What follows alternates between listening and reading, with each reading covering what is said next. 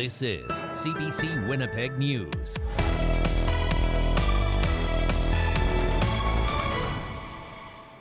Good evening. Thank you for joining us. A Manitoba father says the lack of resources and emergency shelter space specifically for women in Winnipeg leaves people like his daughter at risk every day. He fears one day soon he could lose her because of it. CBC's Brittany Greenslade explains.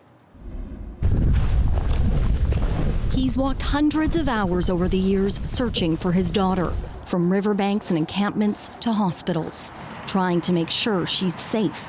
She's homeless and addicted to meth. Just a sense of hopelessness. Now this man, whose identity CBC is protecting, feels he's left with no options. Honestly, living hell, you just felt like you were out of control. You couldn't help, no matter what you did. She's been to detox and a $30,000 a month treatment center, but was kicked out after a week. He says she sleeps under bridges or on the street because she doesn't feel safe in the city's shelter system. I feel very helpless. I feel like I'm being made to watch my daughter commit suicide. There's nothing I can do to help her. That's the hardest thing. He's just trying to keep her alive. Women make up more than a third of Winnipeg's homeless population, according to last year's street census. Yet, there's not a single overnight emergency shelter specifically for them. All are co-ed. They should have somewhere safe for them to go, that the women will feel safe, that they have no concerns to be there. It could be full of predators. In December, sources told CBC alleged serial killer Jeremy Skibicki frequented shelters, meeting women to take home. He's charged with killing 4 women. Every time there's a homicide, this father's heart sinks. I just hope it's not my daughter. Like, number one is, we're waiting for phone calls from the police to say that we found my daughter laying, whatever. That's our biggest fear, and that's kind of an expectation of what's coming next. A recently released feasibility study into a landfill search for the remains of 2 of Skibicki's alleged victims called for more funding for shelters. St. Boniface Street Link's Marion Willis says it should be targeted for safe spaces for women. We have a horrific lack of resources for women. When you think about what's really available out there, our entire shelter system has been built around men to meet the needs of a large male population. She says the drug crisis has changed the landscape of homelessness, and resources haven't kept up. While there are dedicated spaces for women fleeing domestic abuse, Willis says often women are struggling with addictions, which is leading to them living on the street and being put into violent situations. I find it quite frightening, to be honest. We've dealt with three women this week that desperately need to be somewhere safe, and there is no safe place for them. And they're out there. And I worry, that they become the next statistics. There is no place for them to go. She says there needs to be more dedicated resources in areas outside of the downtown core to help protect all women before more end up dead. Brittany Greenslade, CBC News, Winnipeg. All but 2 of the children injured yesterday during a school trip to Fort Gibraltar are now out of the hospital. 17 students from St. John's Ravenscourt and 1 teacher were injured when a walkway collapsed beneath them at the Winnipeg site. Shared Health remains in stable condition. The school says counselors and crisis workers are helping kids in several grades cope. And I bet you that sentence was supposed to say Shared Health says the 2 still in the hospital remain in stable condition. My apologies for that. As CBC's Bartley Kivas reports, the focus is now on the investigation into why the collapse happened. The ramparts along these palisades at Fort Gibraltar gave way on Wednesday morning. They fell about 5 meters, injuring 18 people in total. I wish everybody that was injured a speedy recovery. I know that some of the children and the adults too, that would be a very traumatic experience for them emotionally, even if they weren't physically injured. This site is managed by Festival de Voyageurs on land owned by the City of Winnipeg. City inspectors and provincial investigators from Workplace Health and Safety visited today. The city ordered the festival to hire an engineer to assess the entire complex for any unsafe conditions and figure out what has to be repaired. The site must remain closed until the engineering investigation has occurred, and then any remediation plan that is required is implemented. This is not an historic structure. This thing was built in 1978. The original Fort Gibraltar was built here on the west side of the river, near the Forks. It was built in 1809, captured, destroyed, rebuilt, and then dismantled after the Northwest Company merged with the Hudson Bay Company. This replica was built on the east side of the river, here in Whittier Park, for educational and cultural purposes. This replica Fort Gibraltar was renovated in 2004 and then again in 2013 when rotten sections of the palisades were replaced. This Festival de Voyageurs patron says the ramparts looked weathered this February. The walkway itself was starting to look a little old, to say the least. Some of the wood was definitely aging to the point where nails were not holding it so well. One wood expert says engineers may end up looking closely at supporting beams along the ramparts. Something was going on there, and that's where investigators more than likely will focus. Festival de Voyageurs declined further comment. The city says it hopes to receive the engineer's assessment as soon as in a matter of days. Bartley Kivas, CBC News, Winnipeg. Shared Health says it has reached an agreement in principle with the union representing some 7,000 healthcare professionals. But the Manitoba Association of Healthcare Professionals says the two sides are still very far apart on some key issues. Earlier today, the union said it would strike on June 15th if a deal was not reached. That strike would include a variety of workers like pharmacists, diagnostic imaging and laboratory technologists, scientists, rural paramedics, dispatchers, and other specialties. The union says many of its bargaining units have been without a collective agreement for more than 5 years now, calling this situation unprecedented. Plans to get tough on derelict buildings took a step forward today at Winnipeg City Hall. The city has struggled with a growing number of vacant buildings, which often become targets for crime and arson. CBC's Cameron McLean spoke to one inner city advocate about why changes are needed and why there's still more to do. This is a place waiting to be lit up. Vivian Ketchum lives in the West Alexander neighborhood. This house on Alexander Avenue is just one of many boarded up buildings in her community. Should the grass be hip high? All kinds of garbage. For Ketchum, there's only one solution. You'd like to see this completely demolished? Yes, it has no value at all. You can't fix this up. The number of derelict properties in Winnipeg has grown by nearly 50% in the last 5 years. There are now more than 680 properties registered by the city. Today, the Property Committee approved changes to speed up the process to demolish derelict buildings. They will also add more bylaw officers and impose stricter security requirements on vacant houses. Ketchum says the changes will have many benefits for her community. Drug dens will be decreased. It won't be a children's playground, unfortunately. I do see children going into these houses, so that's major. That's a major concern for me. Property Committee Chair Sherry Rowland says the changes were necessary. We're laser focused on this tough as nails approach. Why? Because what we've done in the past isn't working. The new rules require more secure fencing, boarding, and security cameras. They also add 4 bylaw officers dedicated to keeping track of derelict buildings. While Ketchum says the changes will make her community safer, ultimately she wants to see properties fixed so people can live in them. I want my community back. Because I used to come here to my friend's house for tea, and there used to be people sitting outside, kids playing in the playground. You'd see them sitting outside, and where are they now? They're gone. Council will vote on the changes later this month, which Ketchum hopes will take the city one step closer toward healing her neighborhood. Cameron McLean, CBC News, Winnipeg. The government of Manitoba has committed to funding close to half of the design study of the Kenaston Boulevard expansion project. Premier Heather Stephenson says the province will provide $700,000 for that study. Winnipeg's Mayor, Scott Gillingham, has defended the project. Critics have said it's unnecessary and will eventually cost $1 billion just to widen the road. Gillingham says the project includes active transportation routes, upgrades to the combined sewer, and improved bus infrastructure.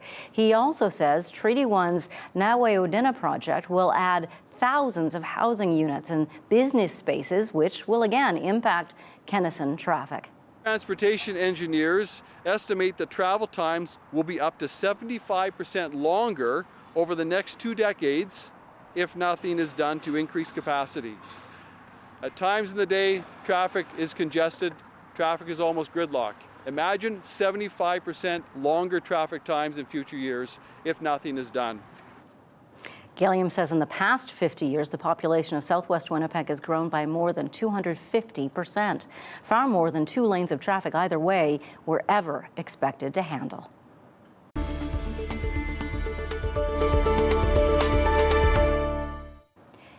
The Manitoba government offered a formal apology this afternoon. The Premier apologized to former residents who were abused at a Portage La Prairie Centre for people with intellectual disabilities.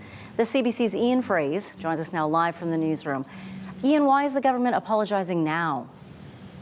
Janet, it's one of the conditions the province agreed to settle a lawsuit. The province must also pay out $17 million. We're talking about the Manitoba Developmental Centre, a facility for adults with intellectual disabilities. Plaintiffs accuse or allege that staff beat residents, deprived them of food, and allowed sexual assaults to occur between residents. The Premier began her apology by saying she's deeply sorry. Today, we take responsibility for the pain and suffering experienced by those who have been institutionalized and deprived of the opportunity to pursue their dreams, as is the right of every Manitoban. We acknowledge that this suffering is shared by the family, friends, and loved ones of those who were placed into institutional care. We are sorry. The centre will close next year. Work continues to move the last residents out of the facility. Today was the last day of question period before the final time, the fall provincial election. Before the parties hit the campaign trail, and we heard some thank yous and some farewells today. Who was saying goodbye? Yeah, mainly the retiring MLAs. A dozen PC MLAs will not be seeking re-election. They include Myrna Dreger, who as Speaker has campaigned for more civility in the legislature. Here's some of the words she shared. It is healthy for democracy if MLAs respectfully express different opinions. It is not healthy for democracy if we can't do it with decency and respect. Democracy right now is so fragile. Now more than ever, we need us as lawmakers to transcend partisanship and learn how to work together. And here's Portage La Prairie MLA and former Cabinet Minister Ian Wishart. It's really the people that I'm going to remember. People here, whether you're speakers or clerks and all of the other people in the House. A bunch of bills have also passed within the last week. This includes one that gives First Nations more power to enforce laws in their communities, and another bill that makes it easier for victims to sue people who share their intimate images without their consent. Janet. Thank you for this update, Ian. CBC's Ian Fraze reporting live in the newsroom. Air Canada's flights are being delayed for the second time in a week due to a technical issue. It caused more than 200 flights to be held up and dozens of cancellations today.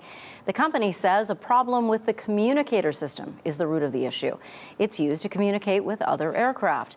Air Canada says today's outage is not related to one it had last week. Close to half of the airline's daily load has been impacted. The airline's apologizing to customers and advising them to check their flight status before heading to the airport. Some residential school survivors are chasing closure. That was the theme of a banquet held for survivors from Garden Hill First Nation last night. More than 200 survivors will visit the sites of 7 former residential schools, part of the Children Chasing Closure program. We have a lot of problems in our communities, and in order for us to have closure, any First Nation, we got to go right to the root, and this is one of the roots that we need to fix. With many survivors living in Winnipeg now, this event was a chance also for people to reconnect.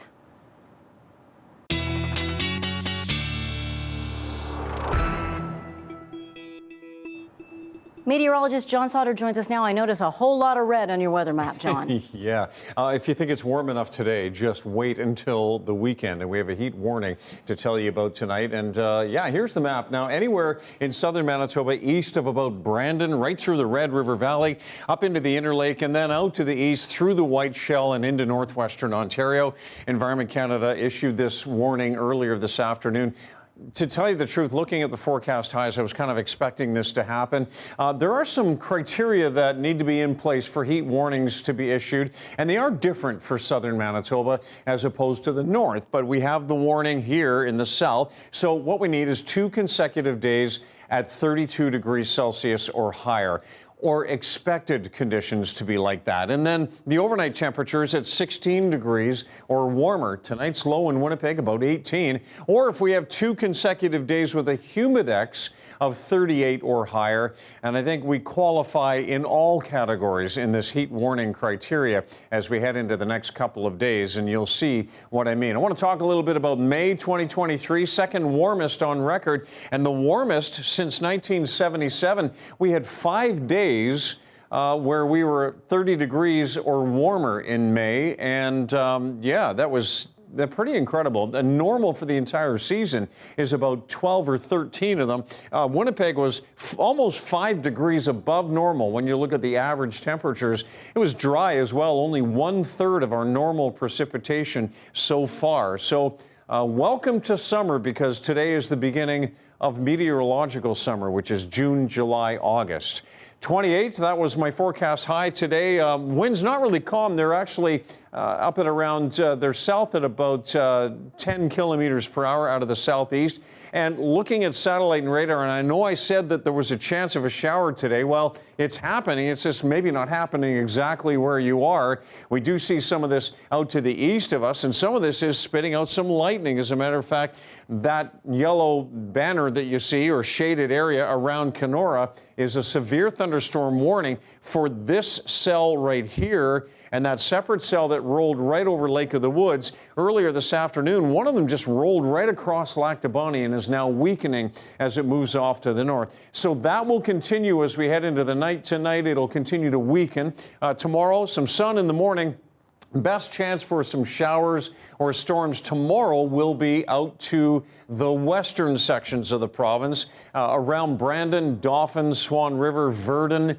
The rest of us not really seeing much of that action. And then on Saturday, we've got some action again, but a lot of this is going to be west and north of the Winnipeg area, and very isolated, and I don't think severe at this point, but isolated showers certainly possible as we head into Saturday. So getting back to tonight's forecast, 18 degrees overnight, warming up quickly to 22 by about 8 in the morning, and then in the afternoon we're at 32 degrees, southeast winds at 20 to 25 kilometers per hour. And in the long range, the heat continues, and this is why we have a heat warning in effect. Isolated shower possible Saturday afternoon, again Sunday morning, and Monday afternoon could see showers or storms as well, Janet. So some active weather, but some hot weather is the main point here. A little humidity for the curly hair, too. Exactly. Thanks, John. Talk to you a little later.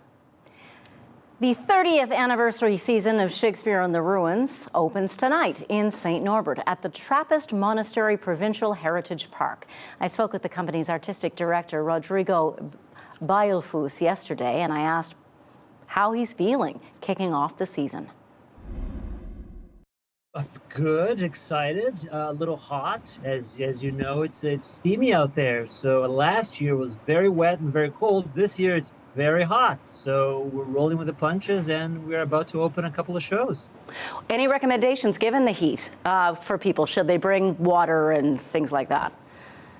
Yeah, well, we have a bar, which is fantastic. Yeah, bring water, dress appropriately for the weather, check the weather app every day, every hour, and come prepared to be in nature. It's the summer experience of a festival in Winnipeg. Why did you select 12th Night as your season opener? It's a big, fun, popular comedy that we haven't done in the Ruins since '97, and which is strange because it is a big, famous, popular play. I think we need some joy and some fun and some celebration for the anniversary, and given everything we're going through right now still, or coming out of it right now. So a play that features all of Shakespeare's best, tropes, twins, shipwrecks, mistaken identities, dress up, is the way to go. It's a beautiful play about hope and about finding yourself anew in somebody else. So I thought the themes of it were perfect for the time right now. And you're doing a second show as well, The Dark Lady. Tell me about it. It's a brand new play by Jessica B. Hill, who also wrote and performed in Pandora at PTE this last winter. It was a beautiful show, and it's a beautiful new play that features Shakespeare as a character in it, opposite Emilia Bassano, who is also a real historical figure, who happens to be the very first woman ever to publish in the English language, and she was a contemporary of Shakespeare. So this new play, The Dark Lady, brings Emilia and Shakespeare in conversation about collaboration and romance, and it's a very intimate, brand new play that questions the art of collaboration and whose voice gets to survive the test of time. Of course, Shakespeare survives, but Emilia Bassano, we don't quite know much about her. So the play is about that. It's a brand new play that is programmed to be in conversation with Twelfth Night, a classic play by Shakespeare. So we have this new and the old playing with each other, opposite each other, with each other, as part of our season of celebration, really. Most theater companies in town will open one show and it will play until close, and then they'll open another show. How is your season going to play out? So it's a system called repertory system in rep, which is what most festival of classical theaters do across the country. So basically, we have two plays playing on selected nights. They alternate dates. So if you can come one day, one afternoon, for instance, and watch Twelfth Night, stay at the park, enjoy nature, and in the evening you can see The Dark Lady, or the other way around, depending on the schedule. So check the schedule on the website, and you can choose which play to see on which day. They both run until July 2nd on selected dates. So we have two shows happening at the same time in rep. That's the way to go ambitiously. I know you also introduced a sort of transportation option for people who might find it difficult to get to the ruins. Tell us about that. That's right. Every Tuesday, the bus will leave Portage Place Mall, where our admin offices are located, and drive you to the ruins and be there to drive you back downtown. And it's free, and you can look at the schedule on our website and plan your trip. You'll be leaving downtown and taking all the way to this delightful night at the park. And it's been a very, very important initiative because, for all kinds of reasons, environmental issues, transportation, and access, really. And it's a nice way to bring folks out there in a safe way, and that celebrates sharing, community, public service, and we thought it was really important to have that this year again. Rodrigo Bialflus, thank you for your time today, and have a wonderful season. Thank you. See you at the park. Coming up, a missile strike in Kyiv has killed 3 people, including a child and her mother. We'll have the latest after the break.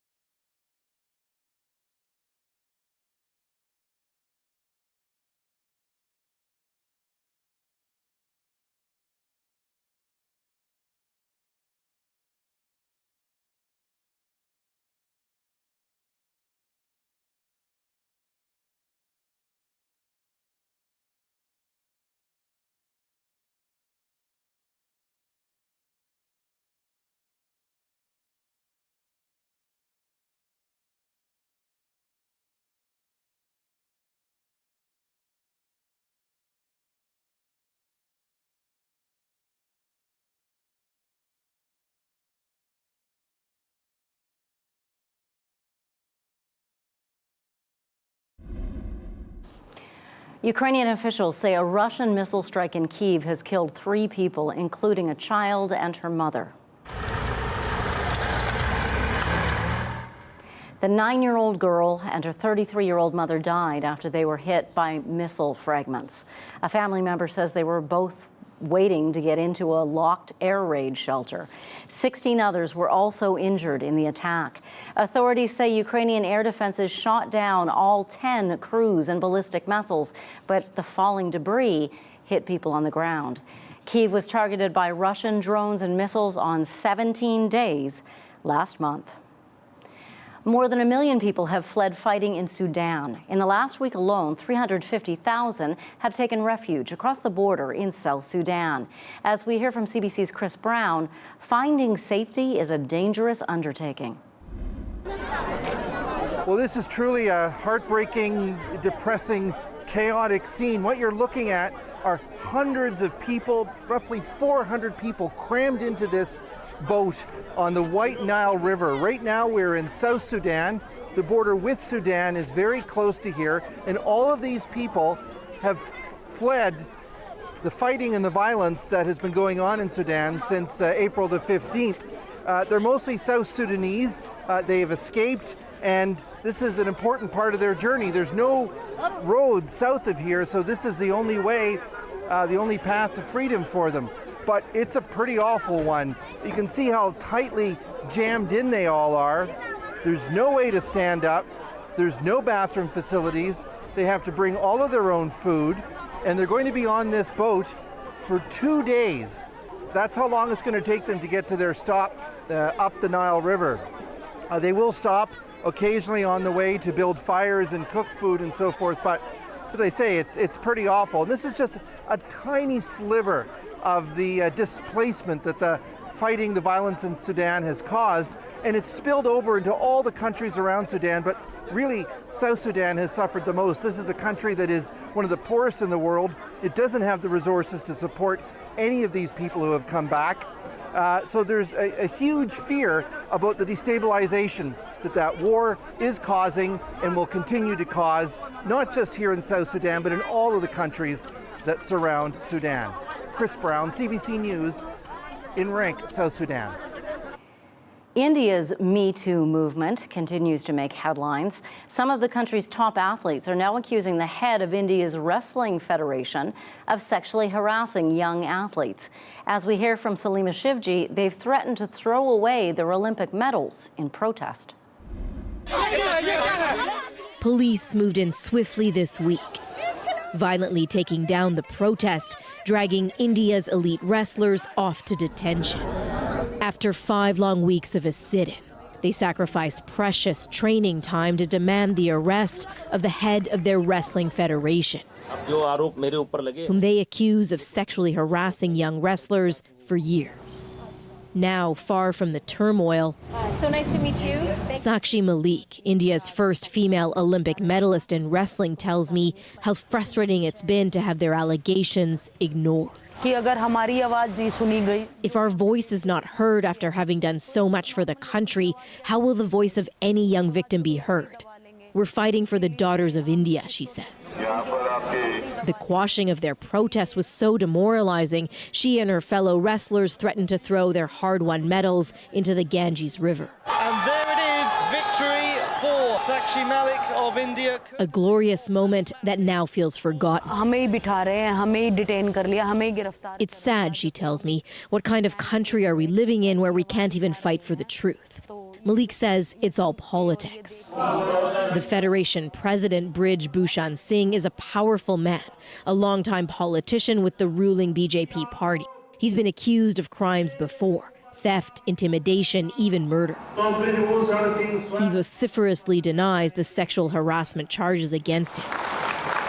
This protest site where the wrestlers camped out for 5 weeks is now off limits.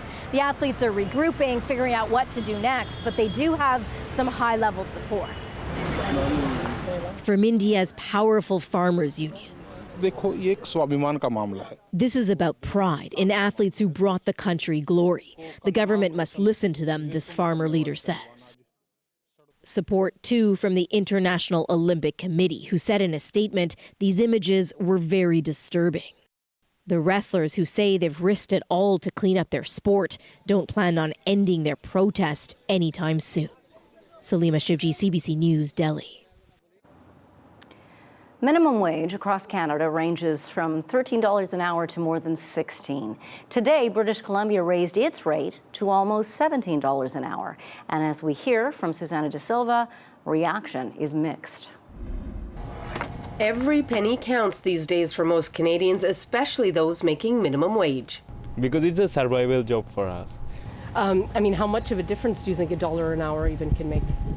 If like I am earning bi-weekly $700, if $1 increase, so it's gonna be $750 or something like that. So then I can manage a little stuff. But those in charge of the grocery store he works at say it's a worrisome added cost on top of many others, on top of already thin margins. I always check prices every week when we receive the delivery, and they increase like every time I place an order. So that affects us so much. So we need to increase prices. BC's minimum wage jumped to $16.75, an increase of 6.9% tied to last year's rate of inflation. Only Yukon's is higher. Saskatchewan pays the lowest at $13, though that is going up $1 later this year. Increases some business groups say many small companies can't handle.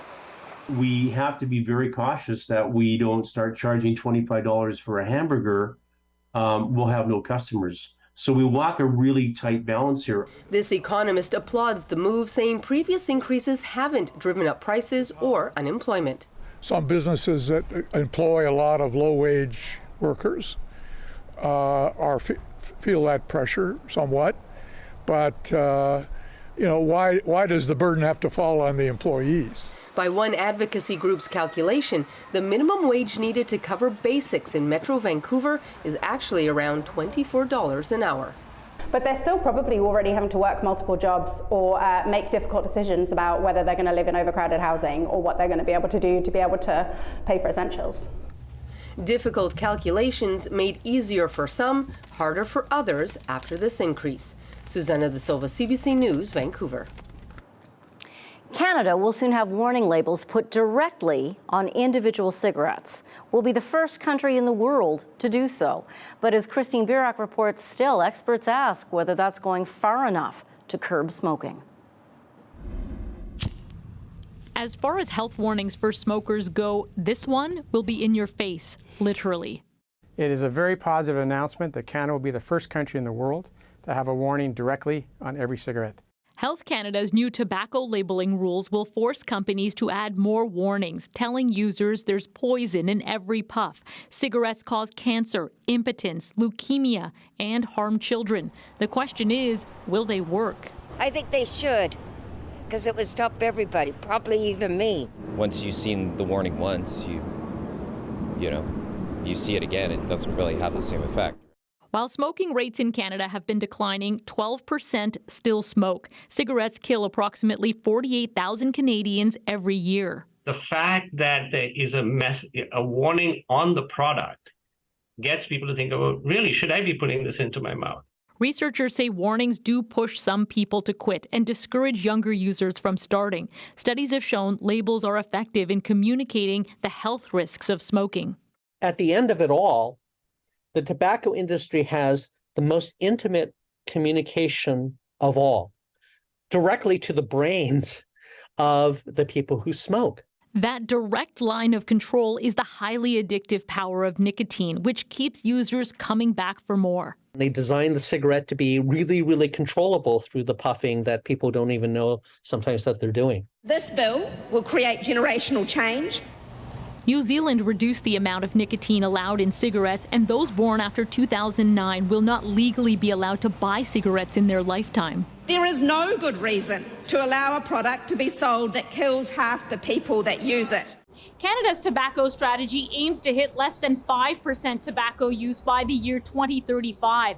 Experts say it'll take higher prices, lower nicotine levels, and better programs for smokers to reach that goal. Christine Birak, CBC News, Toronto. It's being called an unprecedented start to the wildfire season in Canada. We'll talk about how many active fires are burning in our country, how many are out of control, and more on how people are reacting to them after the break.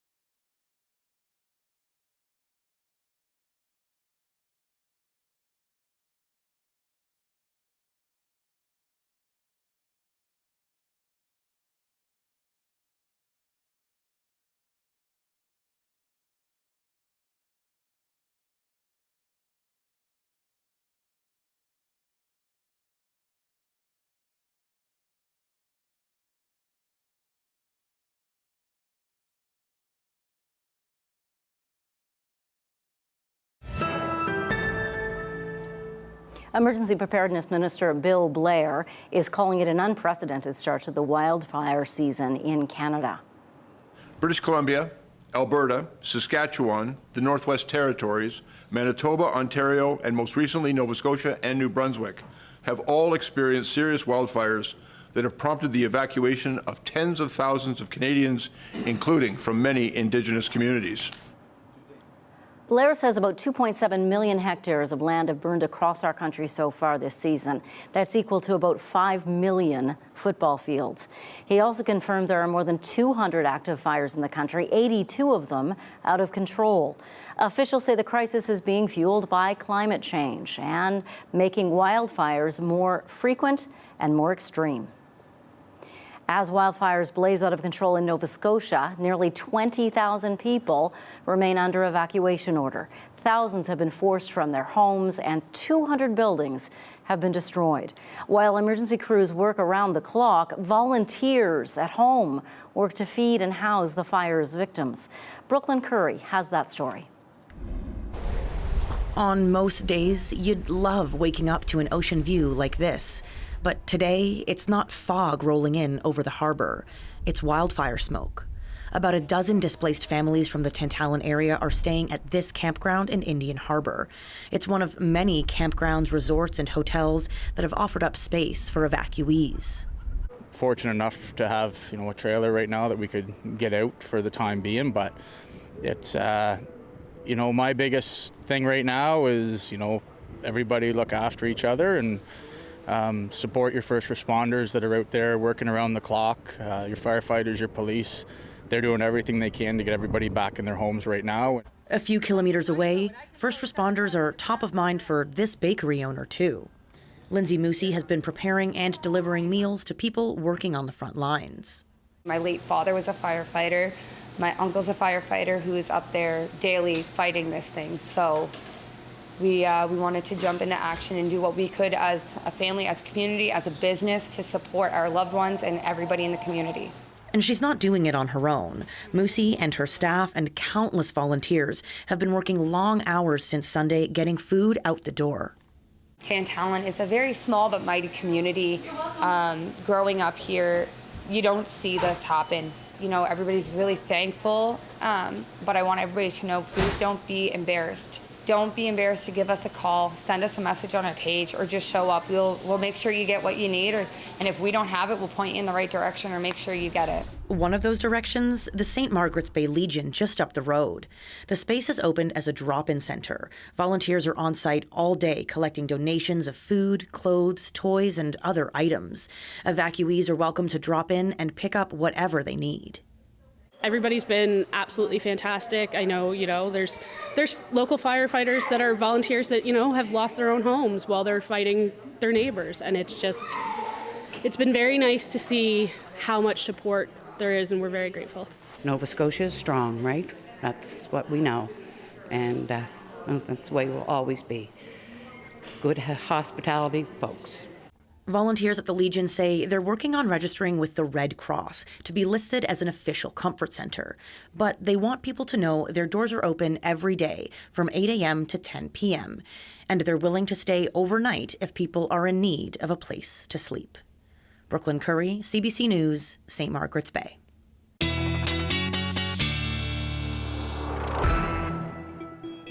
Now, John, I know there's rain in the forecast for the Maritimes, which should really help the situation there. Just how dry are things, west of there?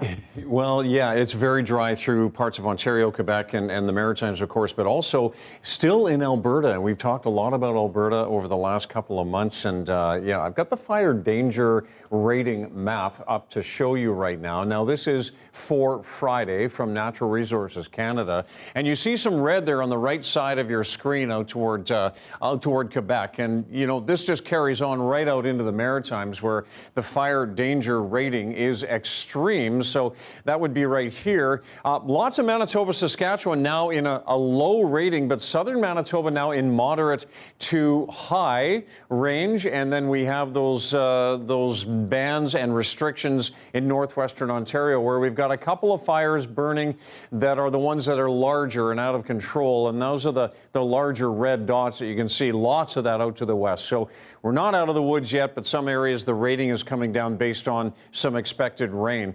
These are the current temperatures. 31 right now in Morris, 29 downtown at the Forks. My forecast high today was 28, and we got to within a couple of tenths of a degree, but a few 30s on the map here. 24 out in Kenora, just 20 in Swan River, 23 in Dauphin, and to the north, warm day as well. Just 10 in Churchill, but 19 in Thompson, and this really gets a lot warmer as we head into tomorrow. So here's a look at some forecast conditions, and you can see these heavier clouds just moving out into northwestern Ontario, where a few moments ago we had an extreme or a severe thunderstorm warning in the Kenora region with a storm just west of there. So tonight, scattered evening showers or storms across northwestern Ontario. Here in southern Manitoba, a couple of isolated storms around Pinawa and Lac du Bonnet. The rest of us are staying dry tonight and very warm overnight lows. Could see an isolated storm around the Brandon region. Otherwise, partly cloudy skies and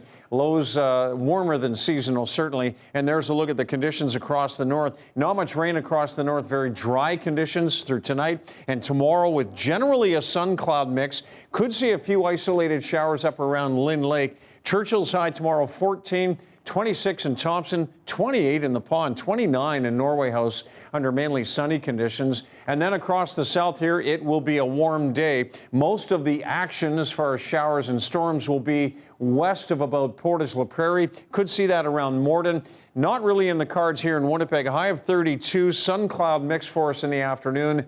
I think more sun than cloud, really. And then across into northwestern Ontario, around Fort Francis, a chance of an afternoon shower or storm. Janet? Thank you, John. You're welcome.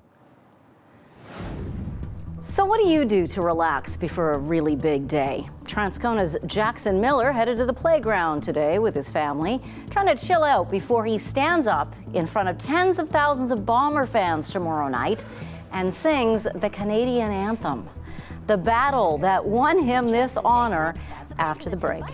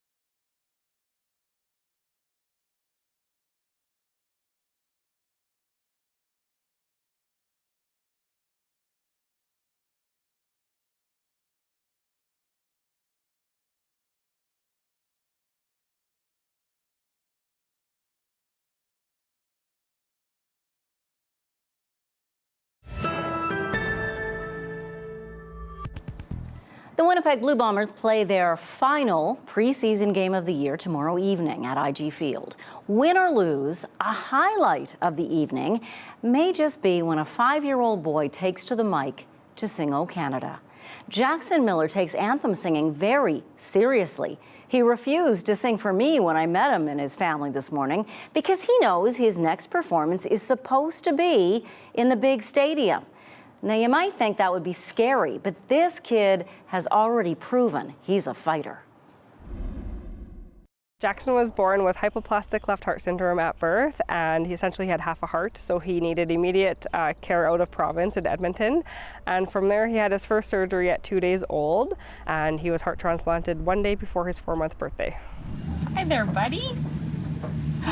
Look at your eyes. I know it's so much work for you to do. So he didn't get to learn his body as a baby. Instead of, sitting up and learning to fall over and using your hands, he was stuck in a hospital bed and fighting for his life just to live.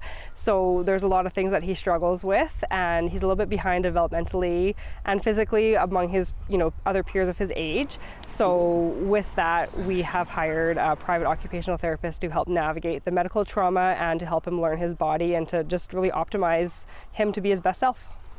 And how does Variety help with that? So they fund Jackson's occupational therapy. So we are very grateful for them. Because of that, you were at a Variety Gala not too long ago, big fundraiser, Yes.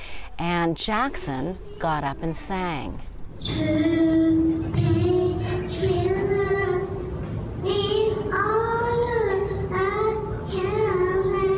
After we started receiving our funding from Variety, they started, sending us emails that they had Moose tickets and ice tickets available, so we'd go and attend the games. And Jackson fell in love with the anthem being sang at every event, and he takes it very seriously. And with hockey going on at the time, he was like, "I'm going to sing the national anthem," and he started to sing "O Canada" all day long. From wake up to nighttime, he would just sing it like randomly. So there's a bomber in the audience, Brady Oliveira.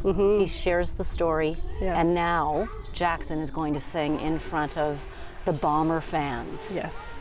At the last preseason game. It's pretty surreal. 30,000 people plus, could be yeah. there. How does he feel about doing that in front of the whole crowd? I'm not sure if he doesn't understand fully or if he is not comprehending just how many people. We were there to pick up his jersey today, and he's like, "Mom, this is a really big stadium." And I said, "Yeah, it's a big stadium." He's like, "How do you feel about that for tomorrow night for singing "O Canada"?" He's like, "Oh, that's fine, Mom. It's no big deal." Given your relationship, given what you've been through, and you watch your son stand up and sing. How do you feel? Yeah, I might be that mom sobbing on the sidelines tomorrow night. When he did it at the Variety Gala, it was just surreal for me, and I was sitting there, just wiping my tears away and just being so proud as to be his mom. And all the hardships that we have endured and continue to, because it's never over, it makes all those hardships worth it. Go Jackson, go. You are looking at a beautiful shot of the sunset here in Winnipeg. It was taken last night. John's 7-day forecast is next, and then we'll have a daily lift. You're watching CBC Winnipeg News.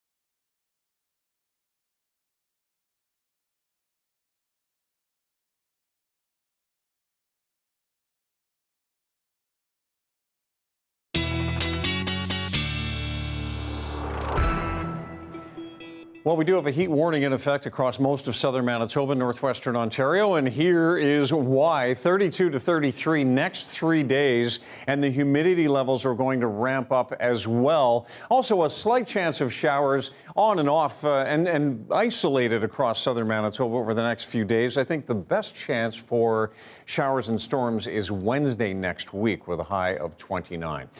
Last Saturday's inaugural Seabears basketball game was a huge success, a big win and a record crowd. Today, the team is on the road for their second game, so we thought this might be a good time to check in with the local fans here and see what they think about the future of basketball in Winnipeg. Here's your Daily Lift.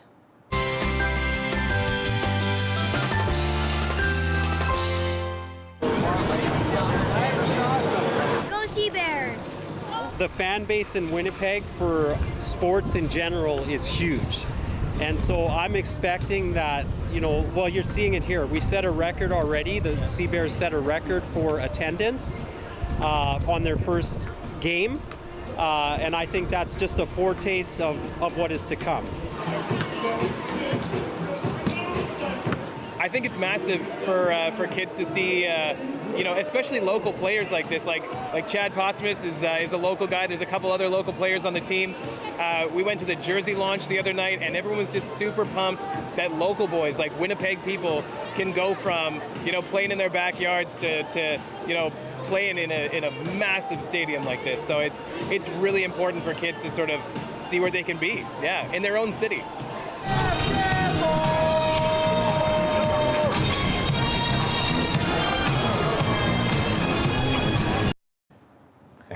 Dancing Gabe's got a new team to dance for. Another team is going to be so busy. Yeah, no, fantastic. Go Seabears. Yeah.